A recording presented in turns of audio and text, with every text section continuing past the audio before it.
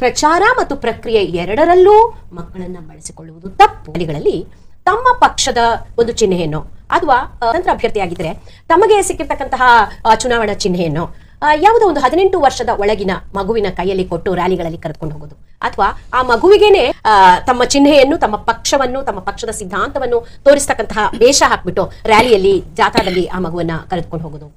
ಮಕ್ಕಳಿಗೆ ಭಾಷಣಗಳನ್ನ ಬರೆದುಕೊಟ್ಬಿಟ್ಟು ಆ ಒಂದು ಪಕ್ಷದ ಪರವಾಗಿ ಅಥವಾ ಅಭ್ಯರ್ಥಿಯ ಪರವಾಗಿ ಮಾತಾಡೋದಕ್ಕೆ ಅವಕಾಶಗಳನ್ನು ಕೊಡೋದು. ನಾವ್ ಏನು ಮಾಡಿಸಲ್ಲ, ನಾವು ಹೋಗ್ತಾ ಇರ್ತಕ್ಕಂತಹ ಗಾಡಿಗಳಲ್ಲಿ ಸುಮ್ನೆ ಹೀಗೆ ಟಾಟಾ ಮಾಡಕ್ಕೆ ಒಂದಷ್ಟು ಗುಂಪು ಸೈಡ್ ಅಲ್ಲಿ ಮಕ್ಕಳನ್ನ ಹಿಂಗೆ ನಿಲ್ಲಿಸ್ಕೊಂಡು ಹೋಗ್ತೀವಿ.